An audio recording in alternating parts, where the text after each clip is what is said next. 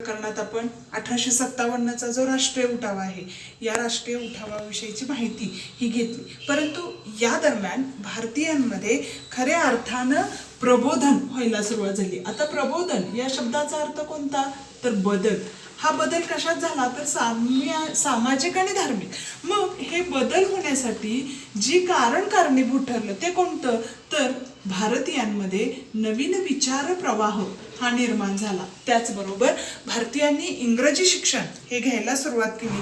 नवीन विचार, नवीन कल्पना, त्याचबरोबर नवीन तत्वज्ञान यांचा प्रसार हा भारतामध्ये झालेला दिसून येतो. आणि यामुळं जे पाश्चिमात्य म्हणजे जे इंग्रज आहेत या इंग्रजांचे असणारे विचार, इंग्रजांचं असणारे जे तत्वज्ञान आहे या तत्वज्ञानाची ओळख ही भारतीयांना होऊ लागली. आणि त्यामुळं आपल्या देशामध्ये आणि इंग्रजांमध्ये जे बदल आहे हा बदल कोणत्या प्रकारचा आहे याविषयीची माहिती घेण्याची जिज्ञासा ही प्रामुख्यानं भारतीयांमध्ये निर्माण झाली. आणि यातूनच खऱ्या अर्थानं भारतीय समाजात असणारी अंधश्रद्धा असेल, मागासलेपणा असेल, रूढी असतील, परंपरा असतील या बाजूला जाऊ लागल्या आणि लोकांमध्ये कल्पना या येऊ लागल्या. चिकित्सक वृत्ती ही निर्माण होऊ लागली. आणि यामुळंच खऱ्या अर्थानं भारतीयांमध्ये भारताला प्रगतीपथावरती नेण्यासाठीची जी वैचारिकता आहे ही वैचारिकता निर्माण होऊ लागलेली आपल्याला दिसून येते. आणि हे करत असताना समाजामध्ये न्याय, समता,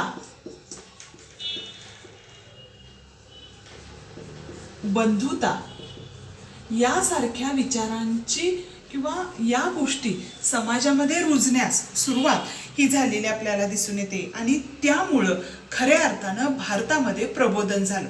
मग भारतीय प्रबोधन हे आपण कशाला म्हणू शकतो, आपण मगाचपासून बघतोय की इंग्रजी शिक्षण आणि इंग्रजी तत्वज्ञान यांचा विषयी भारतीयांमध्ये नवीन वृत्ती किंवा चिकित्सक वृत्ती निर्माण होऊ लागली. आणि यामुळंच तत्कालीन भारतात सुरू झालेली जी वैचारिक जागृती होती या वैचारिक जागृतीला भारतीय प्रबोधन असं म्हटलं गेलेलं दिसून येतं. बघा 2 मार्काला प्रश्न विचारला जाईल, भारतीय प्रबोधन म्हणजे काय, तर तत्कालीन भारतात सुरू झालेली जी वैचारिक जागृती आहे या वैचारिक जागृतीला बदल याचाच अर्थ काय आहे, तर विचारांमध्ये झालेले जे बदल आहेत या वैचारिक बदलाला भारतीय प्रबोधन असं म्हटलं गेलेलं आपल्याला दिसून येतं. आणि हे भारतीय प्रबोधन होत असताना समाजामध्ये काही वाईट गोष्टी या बाजूला गेल्या आणि चांगल्या गोष्टी या भारतीय समाजासमोर येऊ लागलेल्या आपल्याला दिसून येतात. मग या वैचारिक किंवा समाजामध्ये बदल करण्यासाठी कोणते घटक कारणीभूत ठरले, तर भारतामध्ये जे समाज सुधारक निर्माण झाले हे समाज सुधारक या दृष्टीनं महत्वाचे ठरलेले आपल्याला दिसून येतात. मग या समाज सुधारकांनी समाजामध्ये केलेल्या ज्या समाज सुधारणा होत्या या समाज सुधारणा खऱ्या अर्थानं भारतीयांमध्ये बदल घडवण्यास कारणीभूत ठरल्या. मग आपल्याला या प्रकरणामध्ये या समाज सुधारकांनी निर्माण केलेल्या ज्या संस्था आहेत या संस्था आणि समाज सुधारकांची माहिती ही घ्यायची. यामध्ये आपल्याला पहिला जो संस्था आहे ती संस्था म्हणजे ब्राह्मो समाज. आपण यापूर्वी सुद्धा समाज सुधारकांची माहिती ही घेतलेली आपल्याला दिसून येते.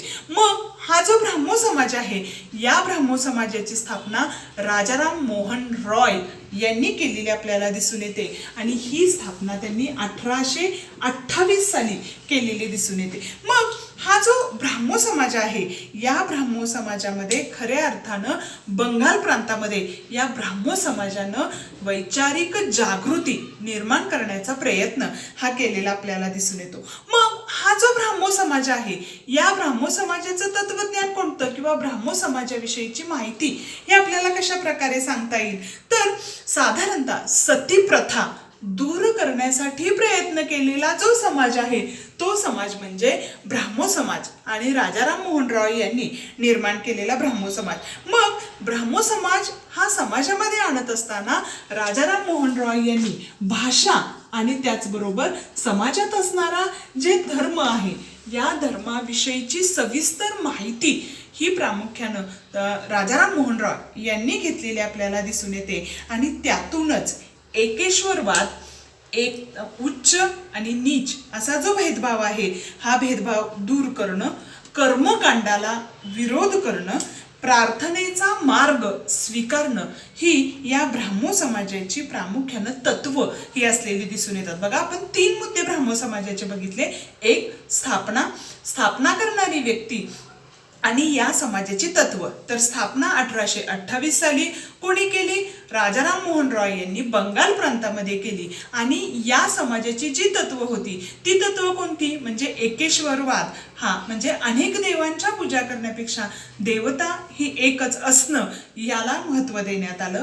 कर्मकांड म्हणजे समाजामध्ये असणारं जे यज्ञ आहेत, पूजा, हवन वगैरे यांना सुद्धा विरोध केलेला आपल्याला दिसून येतो. त्याचबरोबर प्रार्थनेचा मार्ग हा आपण स्वीकारला पाहिजे याला महत्व हे दिलेले दिसून येतं. याशिवाय समाजातील पडदा पद्धत असेल, त्याचबरोबर सती प्रथा असेल, बालविवाह असतील, यासारख्या ज्या अनिष्ट प्रवृत्ती आहेत या अनिष्ट प्रवृत्तींचा त्यांनी विरोध हा केलेला दिसून येतो. तर विधवांचा विवाह, स्त्रियांचं असणारं शिक्षण यांचं समर्थन हे केलं. हे करत असताना फक्त आपली विचारसरणी समाजात मांडणं यासाठी एखादं माध्यम हवं याचा विचार हा राजाराम मोहन रॉय यांनी केला. आणि त्यांनी कोलकाता या ठिकाणी हिंदू कॉलेजची स्थापना केली. तर आपले विचार समाजासमोर मांडले जावेत यासाठी संवाद कौमुदी नावाचं वृत्तपत्र हे सुरू केलं, की ज्या वृत्तपत्रांच्या माध्यमातून ह्या ज्या समाजातील असणाऱ्या बालविवाह असेल, पडदा पद्धत असेल, यासारख्या अनिष्ट प्रवृत्ती या समाजासमोर आणून समाज हा जागृत झाला पाहिजे यासाठीचे प्रयत्न हे राजाराम मोहन रॉय यांनी संवाद कौमुदी यासारख्या वृत्तपत्रांच्या माध्यमातून केलेलं दिसून येतं. म्हणजे भारतीयांमध्ये झालेली जी वैचारिक जागृती त्याला आपण भारतीय प्रबोधन, ही वैचारिक जागृती होण्यासाठी जे समाजसुधारक कारणीभूत ठरले त्यातले पहिले समाजसुधारक आणि त्यांची संस्था म्हणजेच राजाराम मोहन रॉय आणि त्यांनी निर्माण केलेली ब्राह्मो समाज, त्यांचा असणारं तत्वज्ञान, त्याचबरोबर त्यांनी समाजातल्या ज्या अनिष्ट प्रवृत्ती होत्या त्यांना केलेला विरोध, कोलकाता या ठिकाणी स्थापन केलेली कॉलेज आणि त्याचबरोबर आपले विचार समाजासमोर मांडून जनजागृती व्हावी यासाठी कॉलेजची केलेली स्थापना याविषयीची माहिती ही आपण कशात बघितलेली आहे? तर ब्राह्मो समाज या मुद्द्यामध्ये आपल्याला बघितलेली दिसून येते. त्यानंतर दुसरी जी संस्था आहे ती म्हणजे प्रार्थना समाज. मग हा जो प्रार्थना समाज आहे या समाजाचं सुद्धा कार्य हे ब्राह्मो समाजाप्रमाणेच असलेलं दिसून येतं. मग हा ब्राह्मो समाज जसा समाजामध्ये कार्यरत होता तसाच दादोबा पांडुरंग तरखडकर यांनी 1848 साली मुंबई या ठिकाणी परमहंस सभा ही स्थापन केली. बघा, सुरुवातीला तिचं नाव काय होतं? तर परमहंस सभा हे प्रामुख्यानं याचं नाव हे असलेलं दिसून येतं. मग हे जी परमहंस सभा होती या परमहंस सभेची स्थापना 1848 साली दादोबा पांडुरंग तरखडकर यांनी मुंबई या ठिकाणी केली. आणि कालांतराने ही परमहंस सभा विसर्जित करण्यात आली आणि यातून प्रार्थना समाज हा निर्माण झाला. आणि त्यांचेच बंधू आत्माराम पांडुरंग तरखडकर हे या प्रार्थना समाजाचे पहिले अध्यक्ष बनले. म्हणजेच काय? तर प्रार्थना समाज हा कशातून निर्माण झाला?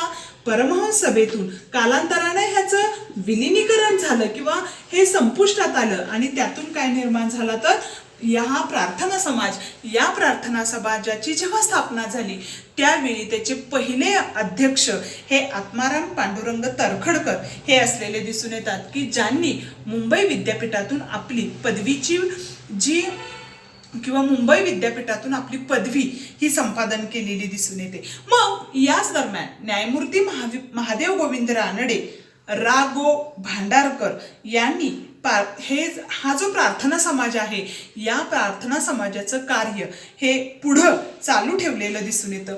मग हा जो समाज होता या समाजानं मूर्तीपूजेला विरोध हा केलेला आपल्याला दिसून येतं. त्याचबरोबर कर्मकांड याला सुद्धा विरोध केला होता. जसं ब्राह्मो समाजाचं तत्व होतं तसंच या प्रार्थना समाजाने मूर्तीपूजा आणि कर्मकांड या दोन्ही गोष्टींना विरोध हा केलेला आपल्याला दिसून येतो. आणि प्रार्थना समाजामध्ये उपासना आणि प्रार्थना यांच्यावरती भर हा दिलेला दिसून येतो. मग हा जो प्रार्थना समाज होता या प्रार्थना समाजानं समाजातील काही घटकांसाठी कार्य हे केलेलं दिसून येतं. मग ते कार्य कशा प्रकारे केलं? तर सामाजिक सुधारणेसाठी अनाथालय, सुरू केली. त्याचबरोबर शिक्षण संस्था कामगारांसाठी प्रामुख्यानं रात्रशाळा, दलितांसाठी ज्या संस्था या सुरू केलेल्या दिसून येतात. आणि यातूनच खऱ्या अर्थानं याच संस्थेचे सदस्य महर्षी विठ्ठलरामजी शिंदे यांनी कालांतराने डिस्प्रेड क्लासेस मिशन या नावाची संस्था ही स्थापन केलेली दिसून येते. अशा प्रकारे ही जी प्रार्थना समाज आहे या प्रार्थना समाजानं आपलं कार्य केलं. बघा, प्रार्थना समाज पुन्हा एकदा सांगते, दादोबा पांडुरंग तरखडकर यांनी मुंबई या ठिकाणी परमहंस सभा स्थापन केली. कालांतरानं या परमहंस सभेचं विलिनीकरण झालं, त्यालाच पुढं नाव प्रार्थना समाज दिलं. प्रार्थना सभाचे पहिले अध्यक्ष आत्माराम पांडुरंग तरखडकर हे असलेले दिसून येतात. ते मुंबई विद्यापीठाचे पदवीधर हे होते. मग हा जो प्रार्थना समाज आहे या प्रार्थना समाजामध्ये कालांतराने महादेव गोविंद रानडे, रा.गो. भांडारकर यासारखे समाज सुधारक हे आले आणि या प्रार्थना समाजाने मूर्तीपूजेला विरोध केला. एकेश्वरवाद, कर्मकांड या गोष्टीला सुद्धा विरोध केला. मात्र दोन गोष्टींना महत्त्व दिलं. एक म्हणजे प्रार्थना आणि त्याचबरोबर उपासना. या दोन गोष्टींना महत्त्व हे प्रामुख्यानं या प्रार्थना समाजाच्या माध्यमातून देण्यात आलेलं दिसून येतं. आणि या प्रार्थना समाजानं समाजात कार्य करत असताना कामगारांसाठी रात्रशाळा, अनाथालय, त्याचबरोबर दलित जो समाज होता या दलितांसाठी संस्था स्थापन केल्या. आणि याचंच उदाहरण म्हणजे महर्षी विठ्ठलरामजी शिंदे यांनी डिस्प्रेड क्लासेस मिशन या नावाची संस्था ही स्थापन केलेली दिसून येते, की ज्या संस्थेनं सामाजिक कार्य हे केलेलं दिसून येतं. त्यानंतर तिसरी जी संस्था आहे ती म्हणजे सत्यशोधक समाज. या संस्थेविषयीची माहिती ही आपल्याला बऱ्यापैकी मिळते, कारण महात्मा फुले हे प्रामुख्यानं याच्याशी संलग्न हे असलेले दिसून येतात. मग महात्मा फुले यांनी 1873 साली ही जी सत्यशोधक समाज ही संस्था होती, ही संस्था स्थापन केलेली दिसून येते. आणि याच्या आधारे त्यांनी समाजाची निर्मिती करण्यासाठीचे प्रयत्न हे केलेले दिसून येतात. त्याचबरोबर त्यांनी समाजामध्ये ही जी संस्था स्थापन केली, या संस्थेच्या माध्यमातून जो बहुजन समाज आहे या बहुजन समाजाविषयीचं जे शिक्षणाचं कार्य आहे या कार्याला महत्त्व हे प्रामुख्यानं दिलेलं दिसून येतं. त्याचबरोबर त्यांनी या आपल्या सत्यशोधक समाजाच्या माध्यमातून स्त्री शिक्षणाचा पुरस्कार हा केलेला दिसून येतो. मग यावेळी समाजातील असणारी जी अस्पृश्यता आहे या अस्पृश्यतेला विरोध करण्याचा प्रयत्न हा त्यांनी केला. आणि यासाठी ब्राह्मणांचं कसब, गुलामगिरी, शेतकऱ्यांचा आसूड, सार्वजनिक सत्यधर्म यासारखी पुस्तकं लिहिली, की ज्या पुस्तकांच्या माध्यमातून समाजाचं प्रबोधन हे प्रामुख्यानं करण्यात आलेलं दिसून येतं. आणि माणसांमधील असणारा जो भेद आहे हा भेद दूर करून चालीरीतींवरती टीका करण्याचं काम महात्मा फुले यांनी केलेलं दिसून येतं. आपण त्यांचंच कार्य बघत असताना त्यांनी स्त्री शिक्षणाचा पुरस्कार करत असताना स्वतःच्या बायकोला शिक्षण दिलं आणि मग मुलींची शाळा सुरू केली, की ज्यामुळं आज मुली या स्वच्छंदीपणे शिक्षण या घेत असलेल्या दिसून येतात. बघा, आपण तिसरा मुद्दा बघितला, सत्यशोधक समाज. या सत्यशोधक समाजाची स्थापना ही प्रामुख्यानं महात्मा ज्योतिराव फुले यांनी केलेली दिसून येते. त्याचबरोबर या सत्यशोधक समाजाच्या माध्यमातून त्यांनी स्त्री शिक्षणाचा पुरस्कार हा केला. स्त्री शिक्षणाचा पुरस्कार करत असताना पुस्तकं लिहिली. या पुस्तकांमध्ये त्यांनी ब्राह्मणांचं कसब, गुलामगिरी, शेतकऱ्यांचा आसूड, सार्वजनिक सत्यधर्म यासारखी पुस्तकं लिहिली. आणि माणसामधील असणारा जो भेद आहे हा भेद आपण संपुष्टात आणून स्त्री आणि पुरुष यांना समान किंवा समान असले पाहिजेत. त्याचबरोबर समाजातील असणाऱ्या ज्या अनिष्ट चालीरीती आहेत या चालीरीतींवरती त्यांनी उठाव किंवा या चालीरीतींविषयी उठाव हा प्रामुख्याने केलेला दिसून येतो. त्यानंतर चौथी जी संस्था आहे ती म्हणजे आर्य समाज. मग हा जो आर्य समाज आहे या आर्य समाजाची स्थापना ही कशी झाली किंवा आर्य समाजानं आपलं कोणतं कार्य केलं, तर प्रामुख्यानं 1875 साली या आर्य समाजाची स्थापना स्वामी दयानंद सरस्वती यांनी केलेली आपल्याला दिसून येते. आणि या संस्थेच्या माध्यमातून सत्यर्थ प्रकाश या नावाचं वेदांवरती भाष्य करणारा ग्रंथ हा कुणी लिहिला तर स्वामी दयानंद सरस्वती यांनी लिहिला. बघा, आर्य समाजाविषयीची माहिती घेत असताना 1800 साधारणतः 75 साली या संस्थेची स्थापना झाली आणि या संस्थेच्या माध्यमातून स्वामी दयानंद सरस्वती यांनी सत्यार्थ प्रकाश या नावाच्या ग्रंथातून समाजाविषयीची किंवा समाजातील असणाऱ्या ज्या अनिष्ट चालीरीती आहेत या चालीरीतींविषयीची माहिती ही देण्यात आलेली दिसून येते. मग वैदिक धर्म हा खरा धर्म असून त्यात जातीपातांना किंवा जाती धर्म हे कोणत्या प्रकारचे त्याला महत्त्व नव्हतं, म्हणजे वैदिक काळात जाती व्यवस्था या नव्हत्या याविषयीचं भाष्य हे त्यांनी केलं. त्याचबरोबर त्यांनी स्त्री पुरुष समानता याला महत्त्व हे दिलेलं दिसून येतं. आणि यावेळी त्यांनी आर्य समाजाच्या माध्यमातून एक घोषणा केली, ते म्हणजे आपले जे वेद आहेत या वेदांकडे परत जा याविषयीचं जे वक्तव्य आहे हे वक्तव्य आर्य समाजाच्या माध्यमातून स्वामी दयानंद सरस्वती यांनी केलेलं आपल्याला दिसून येतं. आणि यातूनच समाजाच्या किंवा हा जो आर्य समाज आहे या आर्य समाजाच्या भारतभर शाखा या निर्माण करण्याचं काम स्वामी दयानंद सरस्वती यांनी केलेलं आपल्याला दिसून येतं. आणि या आर्य समाजाच्या माध्यमातून विविध संस्थांची स्थापना सुद्धा त्यांनी केली. आणि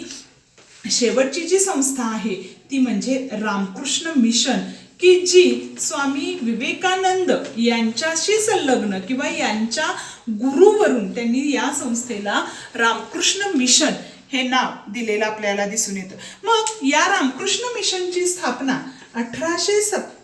1897 साली करण्यात आलेली दिसून येते. मग ही जी रामकृष्ण मिशन ही संस्था होती याची स्थापना स्वामी विवेकानंद यांनी आपल्या गुरुच्या नावावरून या संस्थेची स्थापना ही केलेली दिसून येते. आणि यातून खऱ्या अर्थानं रामकृष्ण मिशनद्वारे लोकसेवेचं कार्य हे स्वामी विवेकानंद यांनी करत असताना रोगी त्याचबरोबर समाजातील असणारा जो दीन दुबळ्या वर्ग आहे या दीन दुबळ्यांना औषध उपचार, स्त्री शिक्षण, आध्यात्मिक शिक्षण या गोष्टींना महत्त्व हे दिलेलं आपल्याला दिसून येतं. आणि त्याचबरोबर आपल्याला स्वामी विवेकानंदांविषयी सुद्धा माहिती आहे की हिंदू सभा ज्यावेळी शिकागो या ठिकाणी भरली होती त्यावेळी हिंदू जो समाज आहे याचं प्रतिनिधित्व हे प्रामुख्याने त्यांनी जेव्हा शिकागोच्या धर्म परिषदेमध्ये केलं त्यावेळी त्यांचं पहिलं वक्तव्य होतं, माझ्या अमेरिकन प्रिय बंधू आणि भगिनींनो. आणि त्याच ठिकाणी प्रामुख्यानं स्वामी विवेकानंद यांच्या कार्याविषयीची माहिती